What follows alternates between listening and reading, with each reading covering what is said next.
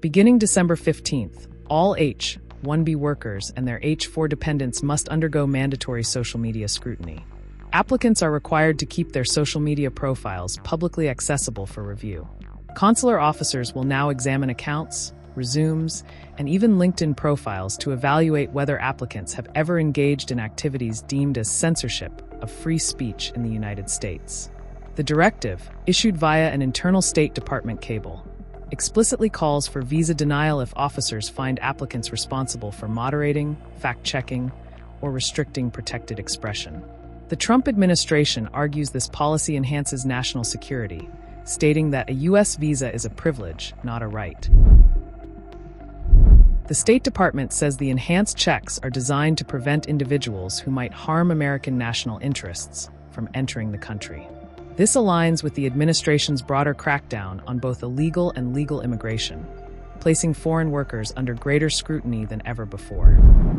On immigration, your administration made a lot of moves throughout the last few days after we know that Afghan national is the suspected shooter of these National Guardsmen. The people that shouldn't be in our country this way. So you announced that Asylum. And that includes Somalians and includes plenty of others. How long does your administration plan to pause Asylum into the U.S.? I think a long time. Can you give any We kind don't of want time? them. We don't want those people. We have enough problems. We don't want those people. Is that a year, 2 years?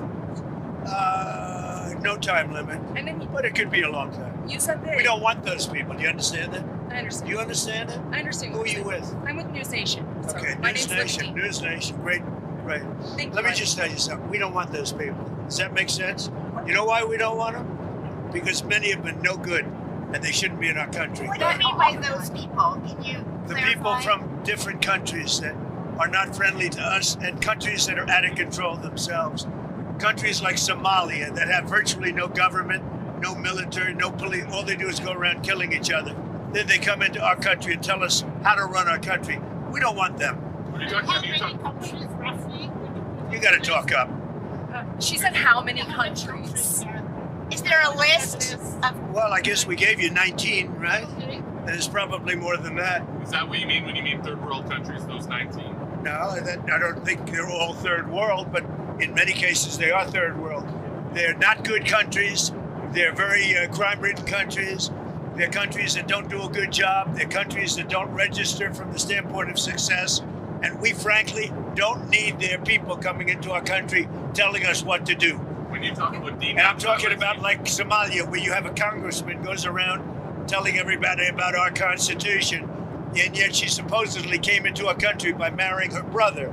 Well, if that's true, she shouldn't be a congressman, and we should throw her the hell out of our country. Talk about that. So you said that you might denaturalize some American citizens. Can you talk You about mean people that are in here that shouldn't be here? people that became Americans? Are you Well, trying we'll to see. revoke I their mean, yeah, if we citizenship? have criminals that came into our country and they were naturalized maybe through a Biden or somebody that didn't know what they were doing. If I have the power to do it, I'm not sure that I do, but if I do, I would denaturalize absolutely. What do you mean When by it comes Dan, do you have a question? Yeah. What do you mean by reverse migration? It means get people out that are in our country. Get them out of here. I want to get them out. We got a lot of people in our country that shouldn't be here, and they came in through Biden. And he was the worst president in the history of our country. But the single biggest thing he did was allow millions of people into our country that shouldn't be here. Drug dealers, prisons were opened up and allowed to come into our country. You take a look at the people that were allowed to come into our country.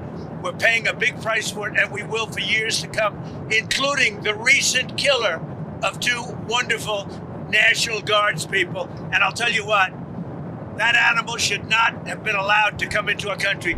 Well, as you know, the one is no longer with us, and Andrew is fighting for his life. And his parents are unbelievably great people, highly religious people, and they're praying, and they want everybody to pray for Andrew. And he has a chance to make it, but he is, his mother and father, they were so unbelievable. They were so positive. From West Virginia, great state. I spoke with Sarah's parents too, and the only thing I can say, they were devastated. Do you plan They to can't bring even believe it. to Could your happen. monster children? Do you plan to bring the Beckstroms to the White House? Do you Yeah, I think? do. I do. And I've do- already suggested it. I said, when you're ready, because that's a tough thing, come to the White House. We're going to honor Sarah. And likewise with Andrew, recover or not, we're going to honor her. The rollout has already disrupted consular operations in India. Interview slots scheduled for mid and late December have been abruptly canceled and pushed to March next year. This includes high-volume centers in Hyderabad and Chennai. Immigration attorneys report that U.S. consulates are reducing the number of visa interviews per day to accommodate the new vetting workload.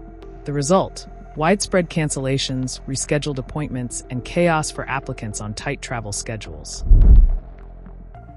The U.S. Embassy in India has confirmed the changes, warning applicants not to show up for their original appointment dates. Those who received a rescheduling notice must wait until their new slot. Arriving early will result in being turned away at the gate. Indians are the backbone of the H-1B program, accounting for over 70% of approvals globally. They also represent nearly 90% of all H-4 EAD holders.